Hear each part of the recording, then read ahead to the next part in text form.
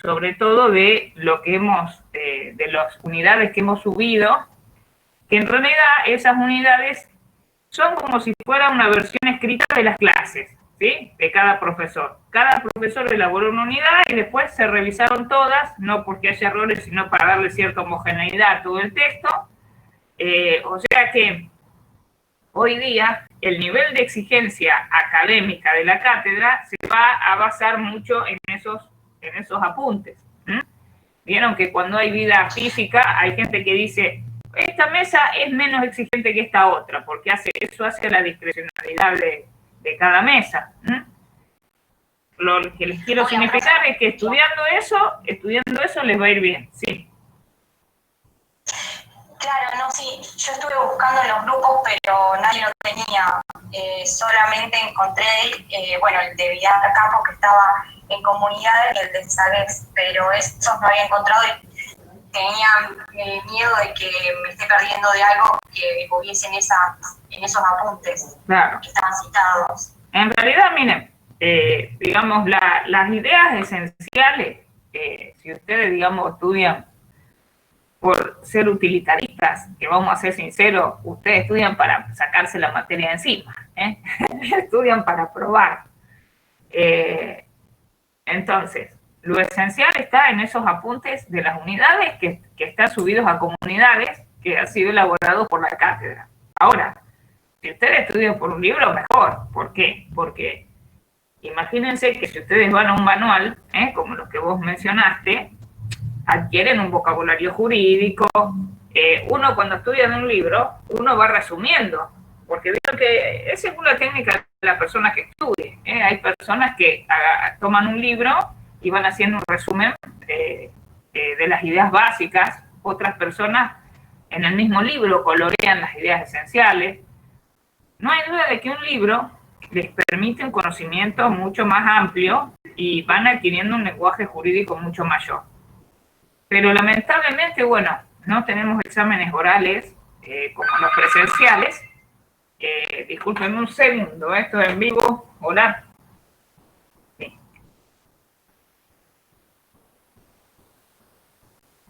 Estoy tomando exámenes y estoy con el Meet, no puedo salir de Meet. No sé de dónde me va a salir, en WhatsApp. Ahora realmente no puedo. No, esperate un rato y lo hace de nuevo, ¿no? Estoy en vivo acá y si yo toco esto, voy a romper todo. Sí, ya sé que llega arriba. Discúlpenme un segundito. A ver.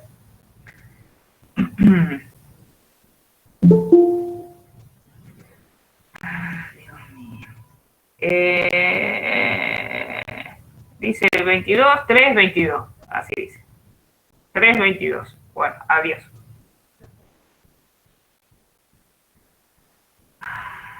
Entonces tengo que entrar. Bueno, ahora entro y rompo la web. 72-56.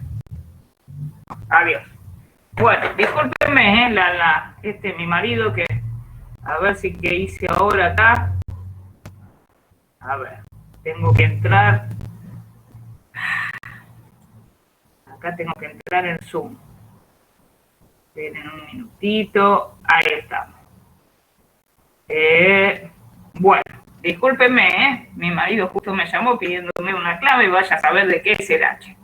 Bueno, ¿de qué estábamos hablando, che? Alguien me había preguntado algo, ¿no? Bueno, porque la bibliografía citada que ustedes comentan ahí de la unidad 1 a la 5, que nosotros tendríamos que ver para entender las unidades, es con respecto a cada autor, porque, claro, yo veía que se repetían todos los temas. Sí. Es según cada autor y la opinión de cada uno. Claro, miren, a lo largo de los temas que ustedes van estudiando, pueden ir viendo, por ejemplo, a un profesor le puede gustar más cómo escribe por su redacción o los ejemplos que cita algún autor respecto de otro. A veces hay cátedras que toman un libro como cabecera, ¿no es cierto? En el derecho constitucional hay un autor que es muy conocido que se llama Germán Vidal Campos, que él escribió el manual que subimos y tiene también un tratado. Después también hay un profesor de Rosario que en las clases en Derecho, que se llama Torricelli, que él escribió también un manual, que también en su extensión no es...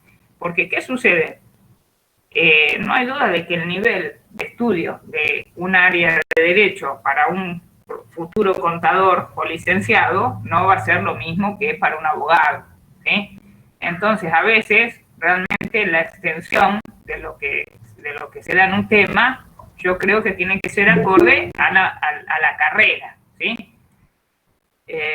Por ejemplo, había un libro que fue hecho por la Universidad de Córdoba, que está en la biblioteca, que trata las dos materias, Derecho Constitucional y Derecho Administrativo, hecho por la Universidad de Córdoba, que tenía varios autores. Uno se llamaba Benigno Ildarraz, de tapa verde, y realmente un libro, digamos, hecho a nivel de lo que uno considera que se debe estudiar para un profesional que está en otra área, porque ustedes que eligieron estas carreras, muy probable que hasta quizás no les guste mucho esto del derecho y dirán, ¿para qué me lo pusieron? Qué desgracia. No me lo van a decir porque, bueno, quieren aprobar y quizás digan, no, si digo eso no va a caer bien, pero ustedes tienen que tener ideas básicas del derecho que, aunque no lo crean ahora, después van a ser muy útiles a la hora del ejercicio profesional en sus áreas, en sus incumbencias. Pero ya les digo, más allá de ir a los libros que no muerden, y como primer libro en constitucional es la Constitución, siempre digo que 3 artículos por noche antes de ir a dormir no le hacen mal a nadie, y sería bueno que todos los ciudadanos lo hicieran, si voluntariamente, ¿no es cierto? 3 artículos por noche de la Constitución y los apuntes esos que son resúmenes no van a tener problema en el examen, ¿sí? ¿Tienen alguna pregunta concreta? Me imagino que ya deben estar estudiando, ¿no? Porque son las 5 primeras unidades y el examen es el sábado, así que ¿por qué unidad andarán? Siempre uno acelera mucho los últimos días, que son los días cruciales. Ahora no hay tanta joda, así que con el tema de la pandemia, me imagino que deben estar más tranquilos, cuando uno está estudiando los últimos días, uno no sale a ningún lado y salvo que, bueno, el estudiante que trabaja, que es muy meritorio porque a veces sabe distribuir mejor su tiempo. ¿Tienen alguna pregunta para hacerme? Si me la pueden hacer por desmuteando mejor, porque yo para ver el chat a veces hago tanto lío que corto la comunicación. Profe, yo tengo una duda de la unidad 3. Sí. En el reparto de competencias, la relación de inordinación, viste que había 3 modalidades: orgánica, normativa y la tercera porque no la puse y no la tengo. En realidad, mira, son 2 modalidades, por eso ahí dice 3 y falta 1. Hubo ahí un error, porque eso justamente las relaciones de inordinación se toma de Vidal Campos, porque vieron que la forma de Estado nuestra es federal, la forma de Estado, y eso lo que significa, al ser federal, es que el poder del Estado se descentraliza en el territorio. Vieron que todo Estado para existir tiene 3 elementos esenciales: poder, territorio y población. Si el poder está en un único centro, que toma todas las decisiones de política importantes, esa forma de organizar el Estado se llama unitario. Tengan cuidado que unitario no quiere decir ni déspota ni arbitrario, es una forma de organizar el Estado. Por ejemplo, Uruguay es unitario en su organización del Estado, pero nosotros tenemos la forma federal. En la forma federal, el elemento poder, que tiene que existir en todo Estado, esa fuerza o energía para imponer conductas, el elemento poder hay una distribución del poder territorial, se descentraliza el poder territorialmente, se sacan gajos del poder y se descentraliza ese poder. Como consecuencia de lo cual, nosotros encontramos un Estado nacional soberano. ¿Y la soberanía qué quiere decir? La soberanía significa autodeterminación plena, no depende de nadie. Y tenemos las provincias que son autónomas. En realidad la autonomía es un poder político también muy importante, pero más reducido que la soberanía. ¿Sí? Entonces, Dios mío, no vamos a atender. A ver. Entonces, dicho todo esto, existen atribuciones que son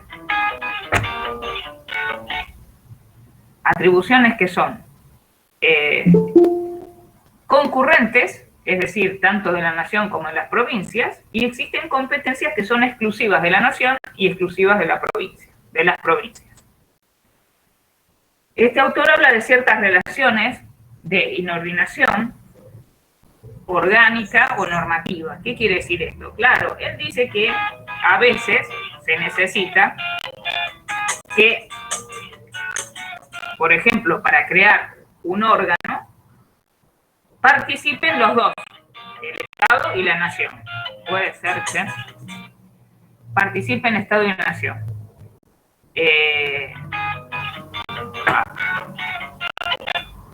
¿Cuántas veces lo rechacé a esto, che? Bueno. Si yo atiendo esto, ¿se corta esto?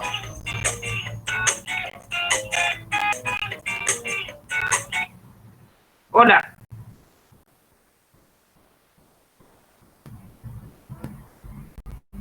Bien. Estábamos hablando de que existen inordinaciones orgánicas y normativas. Por ejemplo, ¿por qué se llaman orgánicas? Porque a veces participan nación y Estado en forma conjunta para crear un órgano. El ejemplo que podemos dar de un órgano en el cual participan la nación y el Estado, por ejemplo, en el Congreso, la Cámara de Senadores.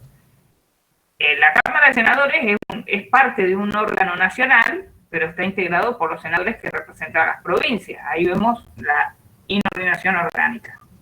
Y la normativa, cuando participan de la elaboración de una norma, como por ejemplo en el régimen de coparticipación. ¿Vieron en la unidad 3 el tema tributario? ¿Vieron que existen? El tributo siempre implica coacción. Es decir, el tributo implica que el contribuyente tenga que sacar parte de su riqueza y coactivamente dársela al Estado. No se puede uno sustraer al pago de un tributo. Si a uno no le va bien en la vida, podrá dejar de pagar por un tiempo un impuesto, pero a la larga le van a hacer un juicio y si tiene un bien se lo van a rematar. Ahí vemos el poder del Estado. Esos tributos se dividen en tres especies: impuestos, tasas y contribuciones. ¿Cuál es la diferencia? En el impuesto, el contribuyente paga y recibe una contraprestación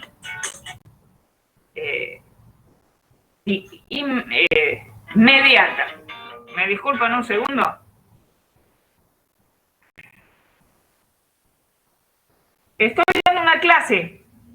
Estoy en clase, no lo puedo atender ahora. Discúlpeme. Estoy en clases.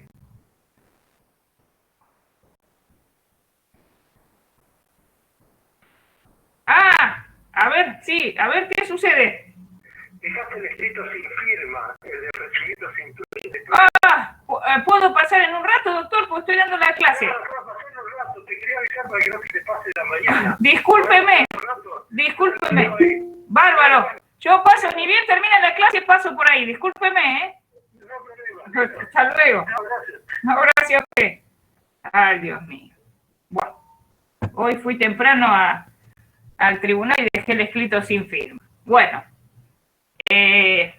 voy a tener que ir a firmar, si no voy a tener un problema.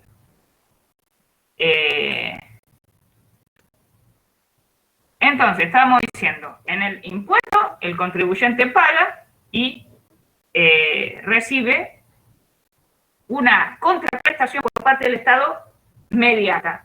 Capaz que lo que pagó va a ir a sueldo de profesores o a pago de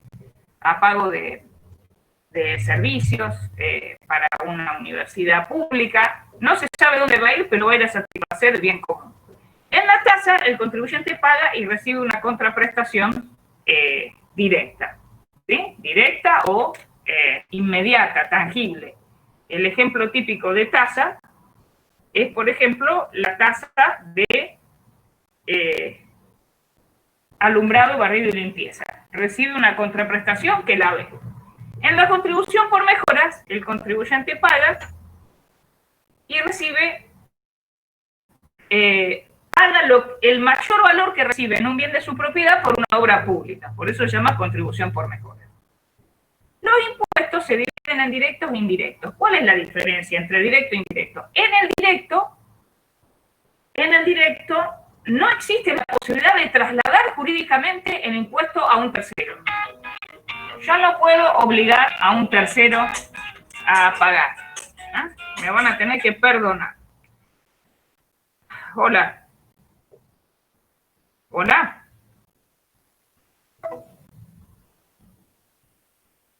Entonces, decíamos que en el impuesto directo nosotros tenemos la posibilidad de la imposibilidad jurídica de obligar a otro. El ejemplo del impuesto a las ganancias. En el impuesto llamado indirecto, sí existe esa posibilidad. ¿Sí? En el indirecto existe la posibilidad de trasladar la obligación, obligar a otro. Por ejemplo, el ejemplo típico del indirecto es el IVA, donde se hace un efecto cascada y lo termina pagando el consumidor final. Ahora bien, dicho todo esto respecto a los impuestos, hay impuestos indirectos externos, que son los llamados derechos de importación y exportación. ¿Por qué? Porque gravan la entrada o salida de bienes. Y hay impuestos indirectos internos, porque el hecho imponible se produce dentro del territorio. Los impuestos indirectos externos le corresponden al Estado Nacional. Los impuestos indirectos internos son concurrentes, le corresponden a la nación y a las provincias. Por lo tanto, es constitucionalmente válido que un impuesto indirecto interno lo fije tanto la nación como las provincias. Ahora, ¿qué pasa?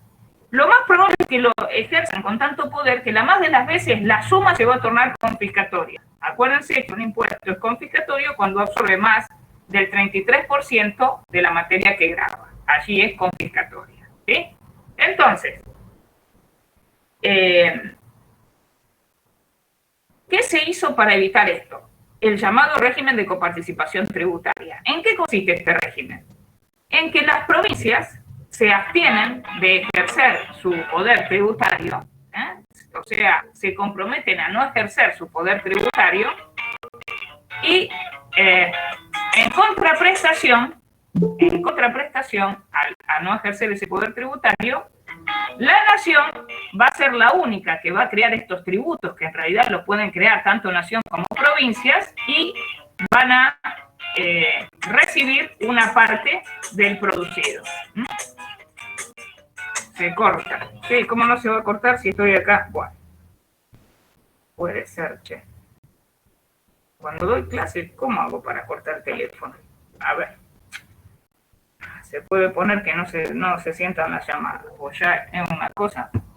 Encima lo que me llamaron recién es que me olvidé de firmar un escrito judicial.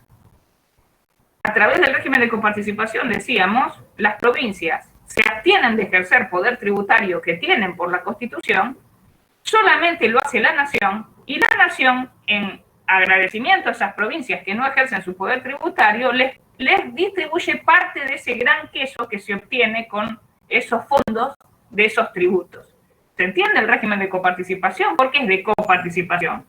Porque la nación solamente impone ciertos tributos y después a las provincias les distribuye una parte de ese producido. Y todos los porcentajes de que recibe cada provincia se establecen a través de una ley de coparticipación. Esta se llama ley marco, ley cuadro, ley de acuerdo. Las provincias que quieren ingresan al sistema, las que no, no. Pero este régimen de coparticipación ahora se ha establecido en la Constitución. ¿Cómo llegué al régimen? Ahora me acuerdo. Porque justamente la elaboración de esa ley, donde se establecen los porcentajes de reparto para cada provincia y para Cava, es un ejemplo de la inordinación normativa. ¿Por qué? Esta es una de las pocas leyes en las que, si bien la sanciona el Congreso, cada provincia después la tiene que aprobar.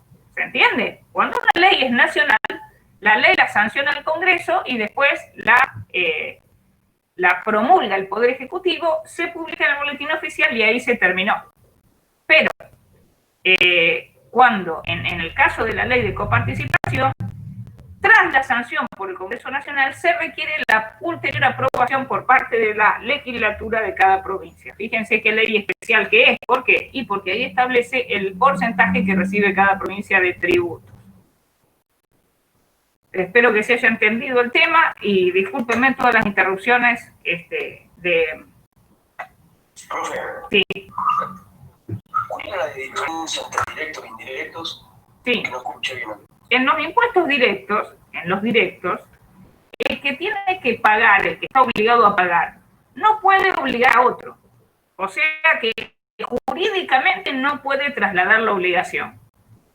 Capaz que a alguno le presta para pagar. Por ejemplo, supónganse, alguien tiene que pagar impuestos a las ganancias y necesita 20.000 pesos. Puede llamar a un amigo y pedirle, pero no lo puede obligar. ¿Se entiende lo que digo? No puede pasar la obligación tributaria. Por eso se dice que en el impuesto directo el contribuyente de derecho coincide con el de hecho, que es el que paga. En el llamado indirecto, ¿por qué se llama indirecto? Porque existe la posibilidad de obligar a otro.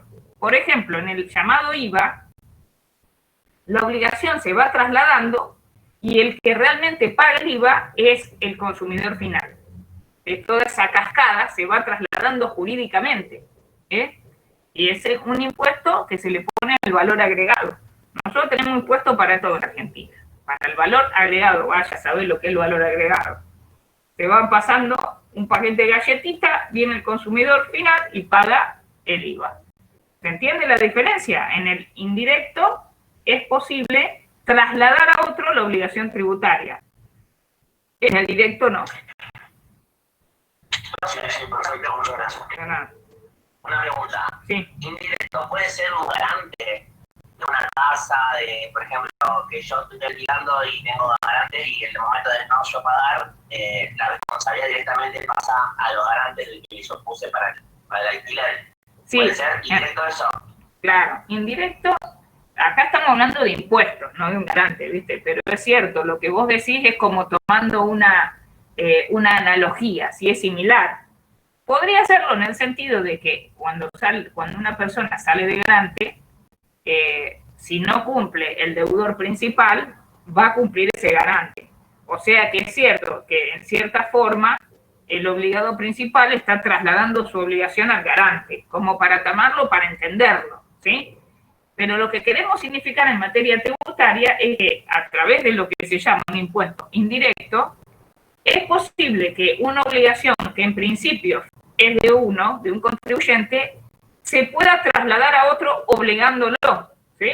En cambio, en uno directo, esto no quiere decir que en uno directo el contribuyente, capaz que un amigo, uno llama, amigo del alma, hermano de corazón, me presta 10.000 pesos para impuesto a las ganancias, capaz que cuelga el hermano del alma y no lo atiende nunca más, Pero no puede el contribuyente obligar jurídicamente a otro. ¿Se entiende la diferencia? Radica en si es posible trasladar esa obligación tributaria jurídicamente, ¿sí? Esa sería la diferencia.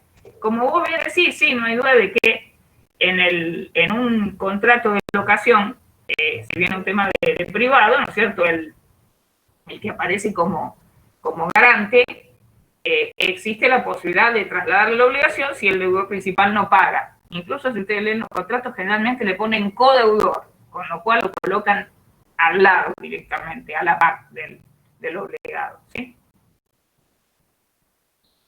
Bueno, ¿alguna otra preguntilla? Profe, Sí. tengo una pregunta ahí de tasa y contribución.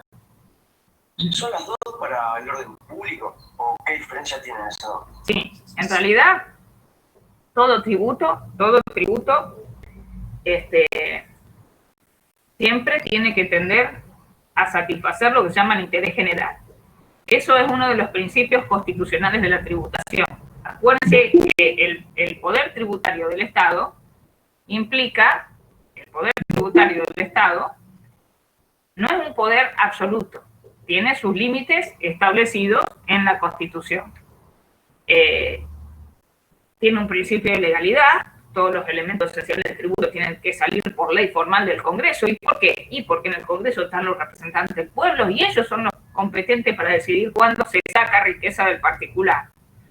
El principio de no confiscatoriedad, o también llamado equidad, no puedo absorber más del 33% o 32% de la materia que graba, esto está por jurisprudencia, el principio que se llama de...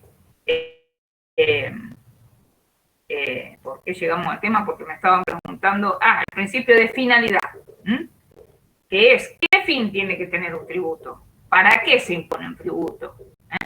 ¿Para qué? Para mortificar a la gente, para que diga, uy, tengo que ir a pagar este tributo y llore la persona. En general, se entiende que todo tributo siempre tiene que tender a satisfacer el interés común, o bien común, o interés general.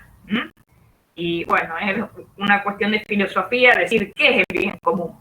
Pero imagínense que esto significa que, por ejemplo, a través del pago de los tributos, el Estado puede cumplir sus funciones esenciales, como ser la seguridad, como ser la justicia. Depende también mucho de la ideología, cuáles serán esas funciones esenciales del Estado. O me podrían decir, y para mí también es educación, para mí es salud, y otras posturas dirán, y también empresas del Estado. Un poco eso depende de a qué idea suscriba el gobierno de turno. Más allá de que la Constitución nos da ciertos parámetros de cuáles son las funciones esenciales del Estado, ¿sí? ¿Alguna otra preguntita? ¿Quedó en claro esto? Hola, profe. Yo tengo una pregunta de la unidad 4. Sí. ¿El ministro forma parte del Poder Ejecutivo? Bueno, en realidad es una interesante pregunta porque uno dice que el Poder Ejecutivo lo desempeña, ¿no es cierto?, el presidente. Ahí uno diría, tiene carácter personal, unipersonal el presidente, porque uno dice, pero ¿cómo puede ser que me digan que es unipersonal si la administración pública se suele dibujar con un triángulo y es gigante? Nosotros tenemos el presidente, tenemos el vicepresidente, que es su sucesor natural, tenemos ministros, jefe de gabinete, tenemos secretaría, tenemos direcciones, abajo un montón de reparticiones. Pero ¿qué ocurre?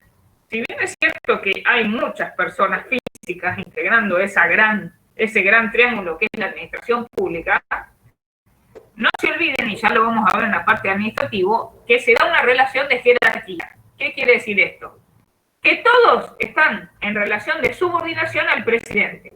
¿Entienden? Entonces, por eso se dice que en realidad el carácter del Poder Ejecutivo es unipersonal para la mayoría de la doctrina. ¿Por qué?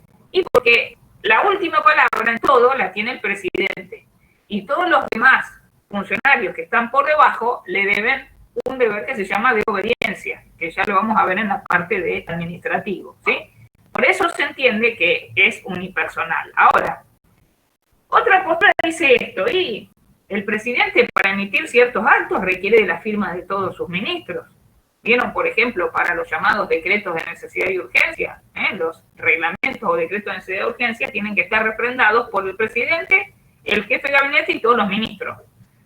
Entonces uno diría, y es colegiado, porque aquí necesita de la firma o refrendo que se llama, que le da legalidad al acto.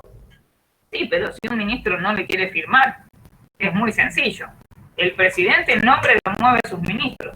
O sea que le va a decir, bueno, te retiro como ministro, generalmente renuncia, para hacerlo más suave, y va a nombrar a otro. Por eso decimos que es unipersonal. ¿Entiende? Gracias, profe. No, de nada. ¿Alguna otra preguntilla? Acá, en la comisión los veo todos muy dormidos hoy. Porque estamos dando a la vez clase y clase que organizó una... Sí, ¿una pregunta? Cuando hablamos de poder legislativo, ejecutivo y judicial, ¿por qué en el legislativo, por ejemplo, dice que es una función discontinua y en el otro ejecutivo dice continua? Sí. En realidad, de los tres poderes en los que se divide, que algunos hablan de que serían tres funciones de un mismo poder, que justamente se divide para que no se abuse de poder y que cada poder controle a otro, de los tres poderes, uno funciona en forma ininterrumpida, que es la administración pública. La administración pública es una función continua, permanente.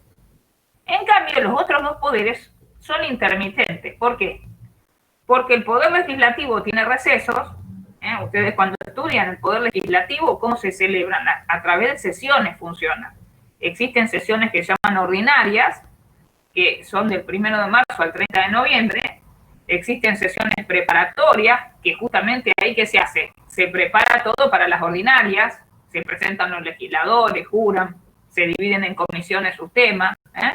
Existen sesiones de prórroga y extraordinarias, pero fuera de eso hay receso, no está permanente el órgano legislativo. Por eso se dice que no es continua esa tarea. Y cuando sesionan chupan teta, así que estamos bárbaros. Bueno, el Poder Judicial también tiene recesos. El Poder Judicial tiene recesos que se han dado en llamar la feria judicial, que yo cuando era chica me imaginaba que estaban vendiendo gallinas y quesos. Miren qué mente de gorda, yo creía que feria era sinónimo de comida.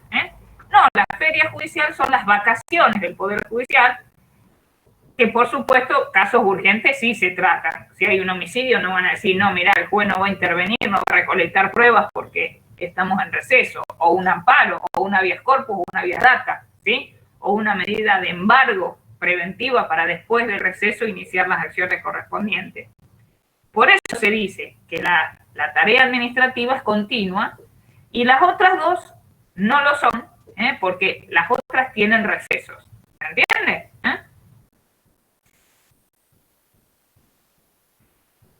¿Alguna otra pregunta? Sí, sí. Bueno, ¿alguna otra preguntita? Háganmela verbal porque no estoy entrando al chat para no hacer quilombo porque soy media casi del todo nava con la tecnología. Ya me agarró grande esto, Acá sí. una pregunta. Sí. El Ministerio Público dice que está compuesto por un Procurador General de la Nación y un Defensor General de la Nación. Sí. ¿El Defensor General de la Nación es lo mismo que el Defensor del Pueblo? No, son órganos distintos. Está muy buena la pregunta, son órganos distintos. En realidad, el órgano Ministerio Público se divide en dos áreas. Está un área donde están todos los fiscales y el jefe de fiscales se llama el procurador, que son los que en un juicio acusan. Por eso se llaman los fiscales. Incluso tienen un orden jerárquico. Si el procurador a un fiscal le dice apele, el fiscal tiene que seguir la orden del procurador porque es el jefe de esa área, como el jefe de fiscales. Y hay otra área que son los defensores, que por ejemplo, supónganse, si una persona no cuenta con recursos económicos y es imputada de un tema penal, o no quiere ponerse asistencia de defensor, dice, no, yo no me quiero defender, el Estado le provee de un defensor de oficio, que se llama, ¿sí? Esos serían las defensorías que tienen un defensor general como cabeza de la defensoría. O sea que dentro del Ministerio Público tenemos el de la acusación y el de la defensa. El defensor del pueblo es otra cosa. Es un órgano que se estableció en la última reforma constitucional con jerarquía constitucional, que lo que hace es defender los derechos frente a omisiones o frente a actuaciones que ocasionen daño por parte de la administración pública. Si se advierte que la administración pública comete una ilegalidad y esto daña a habitantes, el defensor del pueblo está legitimado para iniciar acciones en representación de esos dañados. ¿Entiende? O sea, en el derecho procesal lo normal es que el que esté legitimado para iniciar una acción sea el titular del derecho dañado. Por ejemplo, si a mí me debe dinero alguien, la acción de cobro la puedo iniciar yo. Si yo tengo un pagaré firmado a mi favor, yo no puedo un amigo decir, che, pero ¿cómo no iniciar acciones a este? No seas tonta, que la inicio yo. La legitimación queda reducida a la persona que está como beneficiaria en el pagaré, ¿se entiende? Si yo me quiero divorciar, yo tengo que iniciar la acción de divorcio. Y una amiga dice, ¿cómo no te divorcias de este hombre? No puede ella iniciar mi divorcio. La legitimación es la posibilidad de iniciar o no una acción. el defensor del pueblo justamente tiene el legitimación para, frente a acciones u omisiones de la administración dañosas, el iniciar acciones en defensa de los intereses de la población. ¿Se entiende? Pero no es lo mismo que este Ministerio Público fiscal, que tiene los fiscales para acusar y los defensores que actúan, por ejemplo, como les decía, en temas penales, defendiendo a todo imputado, porque todo imputado tiene derecho de defensa. Aunque una persona se allane, diga sí, yo cometí el delito, el Estado igual investiga, porque puede pasar que una persona se allane para cubrir, por ejemplo, a su hijo, ¿entienden? Sabe que su hijo cometió un homicidio y se declara para encubrirlo, ¿sí? Por eso toda persona tiene derecho de defensa. Aparte no hay nada por qué acusar a un inocente. El derecho de defensa siempre debe existir, aunque sea en plazos mínimos, con oralidad, para que sea rápido el juicio, ¿sí? Ese es el problema en Argentina, que los juicios son muy largos. Y muchas veces culpa de los abogados. Esto lo podemos decir acá porque no estamos en la Facultad de Derecho. ¿Alguna otra duda? ¿Consulta? Profe, ¿me puede explicar los reglamentos? Sí, sí, ahí había leído. Los reglamentos son normas jurídicas de carácter general que dicta el Poder Ejecutivo. Son normas generales y obligatorias, pero que dicta el Poder Ejecutivo. No lo tienen que confundir con la ley. Esto no quiere decir que el presidente sea legislador. Recuerden que dentro de lo que es la jerarquía normativa, los decretos tienen que siempre respetar la ley. Las leyes a los tratados y los tratados a la Constitución. En definitiva, los decretos tienen que respetar también a la Constitución, a todo lo que está arriba. Ahora, existen distintas especies de estos decretos o reglamentos que dicta el Ejecutivo. Tenemos algunos que se llaman de ejecución. ¿Qué hacen estos de ejecución? ¿Por qué se llaman de ejecución? Porque son para facilitar la aplicación de una ley. Por ejemplo, supónganse que por una ley se queda un nuevo impuesto a los contadores. Un nuevo impuesto del 20% mensual de sus honorarios, ustedes se reciben y el otro día abren el diario, dicen, mira, me pusieron un impuesto, por ley. Y a través del decreto el presidente dice, bueno, este impuesto nuevo para los contadores lo van a pagar a través de una boleta color amarillo, supónganse. Eso es un decreto de ejecución. Está facilitando la aplicación de una ley, materializando la aplicación de una ley. Pero lo que no podría hacerse es, por ejemplo, sobre pretexto de eso, decir, mire, en vez del 20% van a pagar el 50% de sus honorarios mensuales. ¿Por qué? Porque ahí estaría modificando un elemento esencial del tributo y violaría el principio de legalidad. Todos los elementos esenciales del tributo surgen de una ley. Ahí les tiré la idea de que podría ser un caso práctico, ¿sí? Entonces, reglamentos de ejecución para facilitar la aplicación de una ley, para ejecutar la ley, para materializarla. Después tenemos otros que se llaman delegados. Estos están previstos en el artículo 76 de la Constitución, que empieza con un párrafo muy republicano, que dice que el presidente nunca puede realizar funciones legislativas bajo pena de nulidad absoluta e insanable. Pero después pone un salvo, y en el salvo abre la puerta a todo, porque ¿qué es el reglamento delegado? ¿Por qué se llama delegado? Y porque para poder dictarlo el Ejecutivo, previamente el Congreso le tiene que haber transferido una porción de sus competencias. ¿Se entiende? Por eso se llama delegado. ¿Cuándo se da la delegación? Cuando un órgano le transfiere a otro una porción de su competencia. Entonces, si bien el Ejecutivo no puede ser legislador, si el Congreso le transfiere una porción de su competencia por un tiempo determinado, y el artículo dice en materias de administración, en materias de administración o de emergencia pública, lo cual les digo da lugar a un montón de cosas, ahí en base a esa delegación el Ejecutivo puede dictar estos reglamentos que se llaman delegados. ¿Se entiende? El Ejecutivo dicta reglamentos con competencias que en principio son propias del Congreso, pero el Congreso le transfiere una porción al Ejecutivo por un plazo determinado. Esto, fíjense, estudiando del artículo 76. Después tenemos otro que llaman de necesidad y urgencia. Fíjense qué nombre. Da la idea de algo súbito, de que se tiene que dar una necesidad y una urgencia. Un presidente republicano, bien republicano, nunca dictaría una necesidad y urgencia. Porque hoy día la Constitución dice que se tiene que dar una circunstancia que no se puede reunir el Congreso.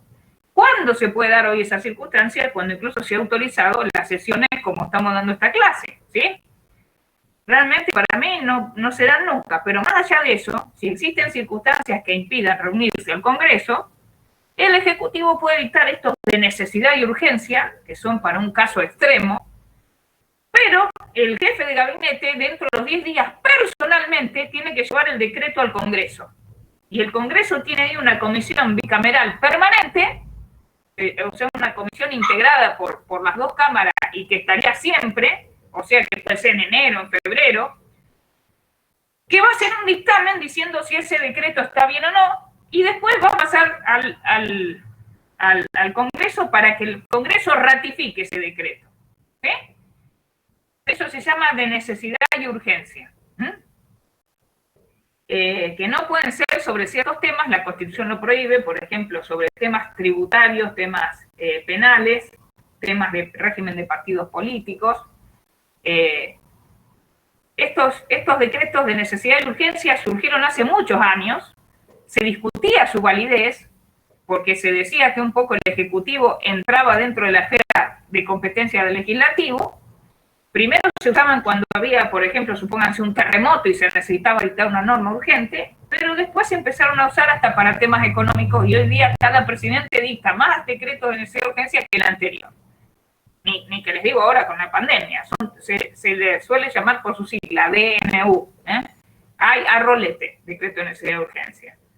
Y después tenemos otros decretos, hablamos de lo de ejecución, los delegados de necesidad y urgencia, que se llaman los autónomos. Los decretos autónomos son los que dicta el Ejecutivo sobre materias propias del Ejecutivo, por disposición constitucional. Por ejemplo, la Constitución establece que el presidente puede nombrar y remover a los agentes públicos. Entonces se entiende que todo el estatuto de los agentes públicos, o sea, las normas que dicen condiciones para ingresar, derecho a la estabilidad, que ya lo vamos a ver en la parte administrativa, cómo se puede remover un agente público, todo eso se dicta a través de un decreto autónomo. Son sobre materias propias del Poder Ejecutivo por disposición constitucional. Y todo esto son los decretos. ¿Sí? Espero que se haya entendido el tema decretos. Bueno. Sí, profe, gracias. No, de nada. ¿Alguna otra preguntita? Profe, yo tengo la duda de si los jueces pagan impuestos a las ganancias. Bueno, el tema es el siguiente. Vamos a tratar de explicarlo bien para que se entienda. Los jueces, para poder trabajar tranquilos, para ser terceros, porque imagínense que el juez tiene que fallar cuando hay una controversia entre dos partes. El juez, para empezar, no tiene que ser ni amigo ni enemigo de una de las partes. Por eso a veces la justicia se simboliza como vendada. ¿Eso qué quiere decir? Que la justicia no le está guiñando el ojo a ninguna de las partes. ¿Entienden? El juez, verdadero juez, debe ser un tercero, que va a fallar según su saber y según el derecho. Para asegurar que sea tercero ese juez, tiene dos garantías para poder trabajar como tercero. Una es la inamovilidad, que quiere decir que mientras dure su buena conducta, el juez permanece en su cargo. Claro, porque si uno pudiera llamarlo y decirle, che, vos fallás a favor mío, mañana te rajo, el juez ahí tendría la forma de coaccionar la decisión del juez, ¿se entienden? Y otro principio constitucional se llama la intangibilidad de la remuneración. ¿Qué quiere decir esto? Que no se puede disminuir la remuneración de un juez. Claro, porque imagínense que si el sueldo del juez estuviera supeditado a alguien, ahí también habría una forma de presionarlo. Imagínense un juez que tenga una mujer que gaste mucho, que le guste vivir muy bien, y que su resumen de tarjeta de crédito, vieron que en la tarjeta viene un mínimo para pagar, sea el mínimo, sea el sueldo del juez. Le digo que tendría que gastar bien porque hoy día un juez está ganando 500.000 pesos, más o menos. Bueno. Claro, imagínense que si el sueldo del juez depende de otro, lo llama y le dice, che, vaya a favor mío o mañana, el próximo mes, te disminuyo a la mitad tu sueldo.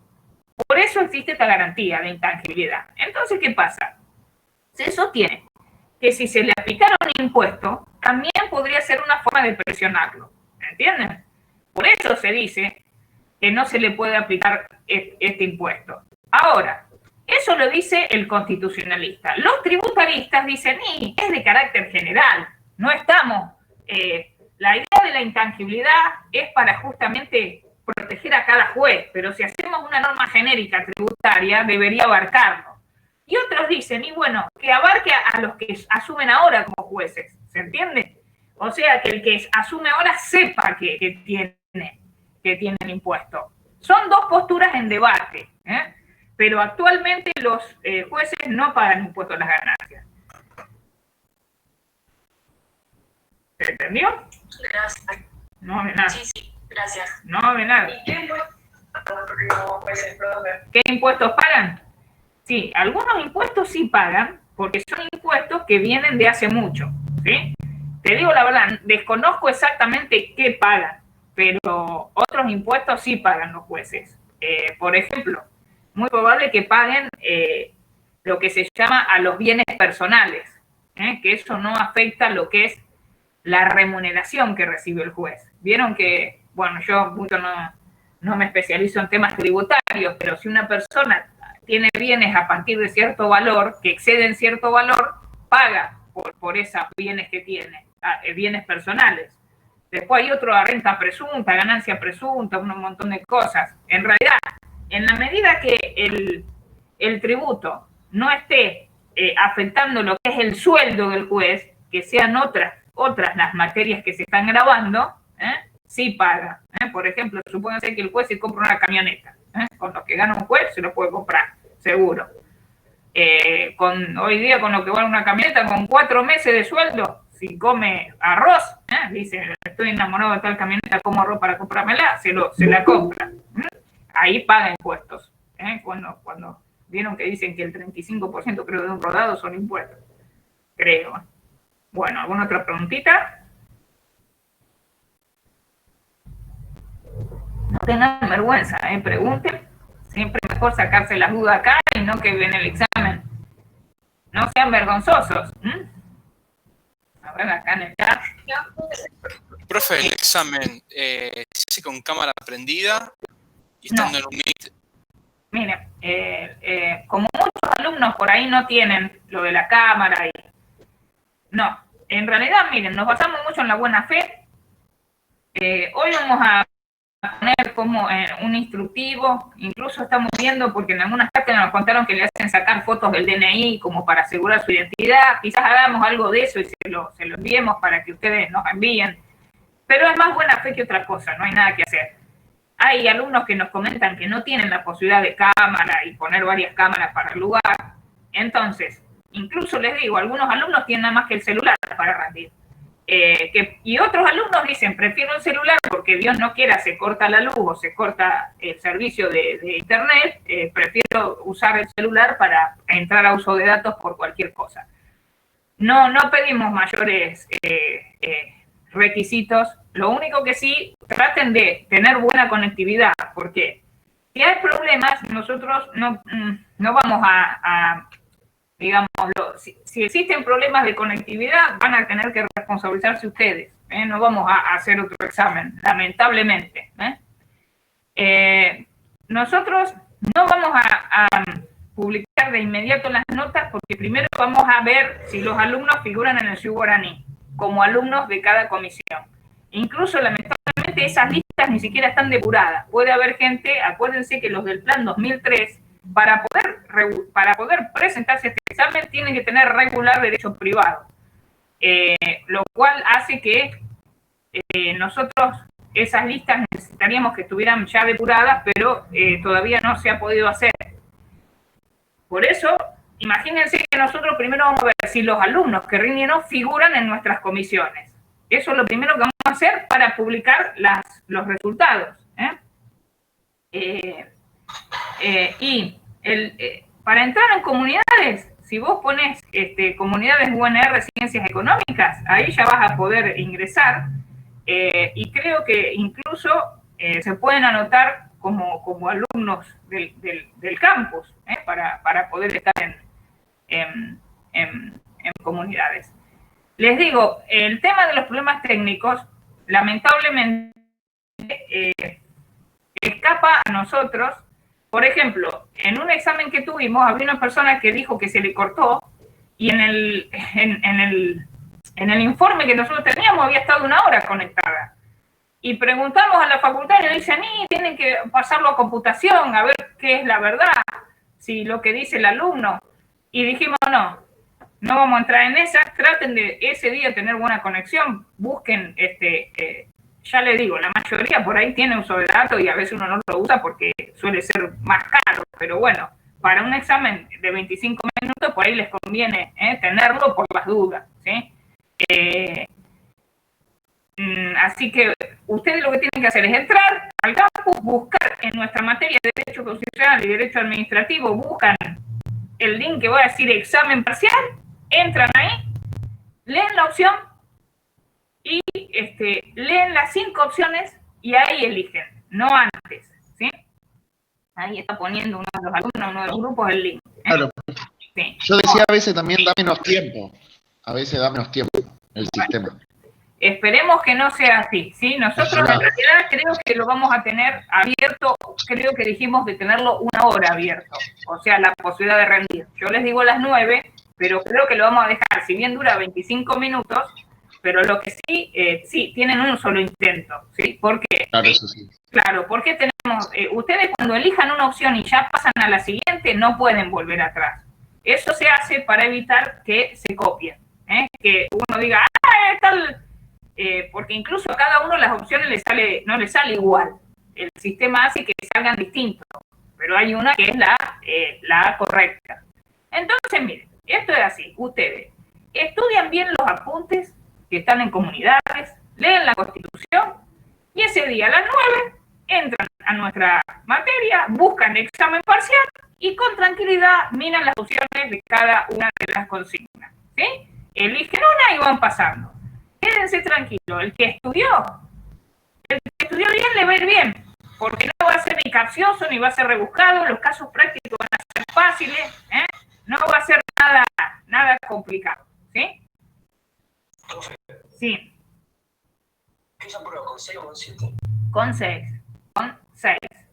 O sea que fíjense que aún sin resolver bien todos los casos prácticos, igualmente les va a ir bien, ¿sí?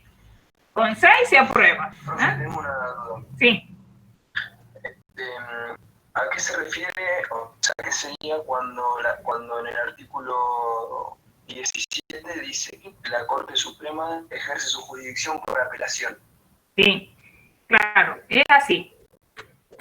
A la Corte Suprema, vieron que existe, digamos, dado la autonomía, cada provincia tiene su organización de justicia, que por el artículo 5 tiene que asegurar un régimen de justicia.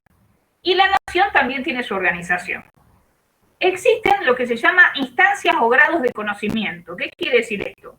Generalmente en un juicio yo tengo un juez de primera instancia, o sea que es el primero que ve la causa, pero como toda persona se puede equivocar, nada es infalible, generalmente existe una cámara de apelación. ¿Por qué se llama cámara? Porque ya son 3 jueces, no uno solo.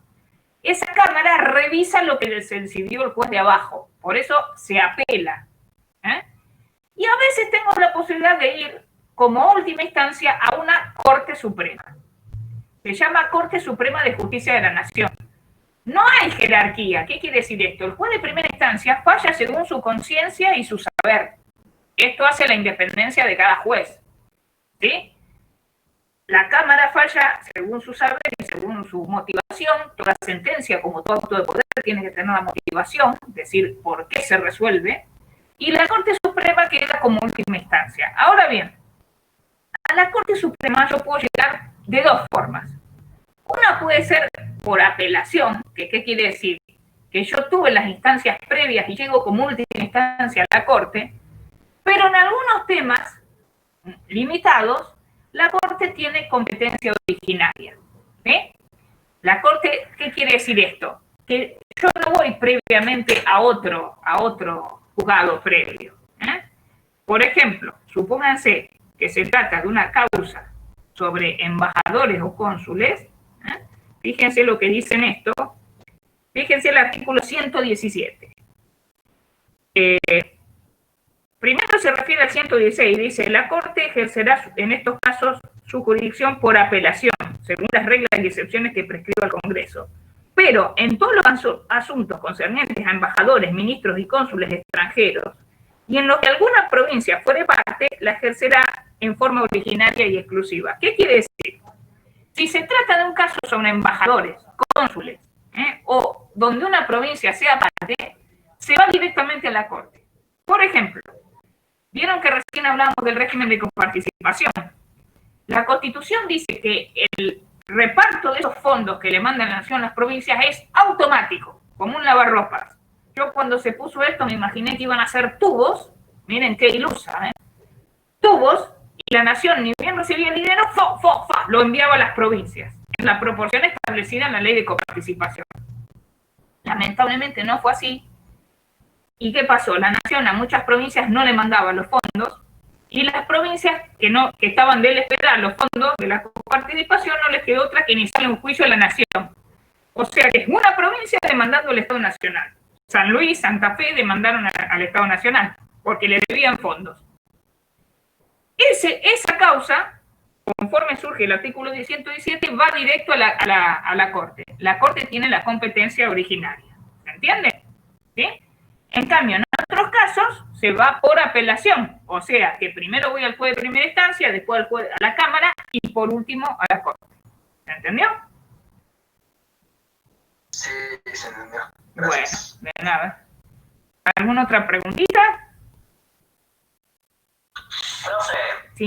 En la unidad número 3 dice que el artículo 75 otorga al Congreso la facultad de fijar el presupuesto de gastos de la Administración Pública Nacional. ¿A qué hace referencia? Sí.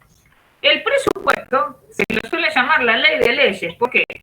¿Qué sería el presupuesto? Es el cálculo de los ingresos y egresos en un año que tiene el gobierno. ¿Se entiende? Por ejemplo, todo lo que forma el Tesoro está en el artículo 4. Ahí ustedes ven qué integra el Tesoro de la Nación. Me imagino si ahora lo abrimos, ¿qué habrá? Debe haber unos papelitos, unos pagarés que dicen se pagará tal cosa, pero no creo que haya muchos billetes. Cuando una nación es próspera, el Tesoro está lleno. Eso se relaciona con economía. Si hay mucho en el Tesoro, es un gobierno austero y la moneda es estable porque tiene respaldo. Por eso, en realidad, cuando se devalúa una moneda es porque carece de respaldo, porque la moneda, en realidad, representa un valor. En realidad, antes les digo, hace muchos años, la moneda, el gobernante la daba en oro. Era una moneda de oro real, pero después dijeron, en vez de darle el oro, vamos a darle un billete que represente el oro y el oro lo tenemos atesorado. Pero después se avivaron y dijeron, le damos un papel sin el oro, y ahí se arruinó todo. Ahí empezó la inflación. La devaluación monetaria, ¿vieron que hablan ahora de cómo aumenta el dólar? En realidad no está aumentando el dólar, está aumentando todos los bienes porque se deprecia el valor de la moneda por una gran emisión. Bueno, ¿cómo llego a esto? ¿Qué era lo que me había preguntado? Me fui por un tema económico. ¿Qué me preguntaste? Te había preguntado del artículo 75, dice que otorga al Congreso la facultad de fijar el presupuesto de la Administración Pública Nacional. Sí, discúlpame. Entonces, decíamos que el artículo 4 dice lo que hay en el Tesoro, y anualmente se sanciona una ley que es todo el cálculo de los ingresos y egresos.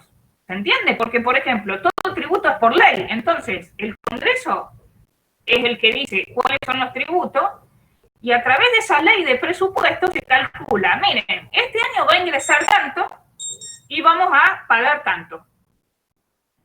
Eso sería el presupuesto resumido, el cálculo de lo que va a ingresar y de lo que se va a gastar. El problema en Argentina, ¿saben cuál es? Que se gasta más de lo que ingresa.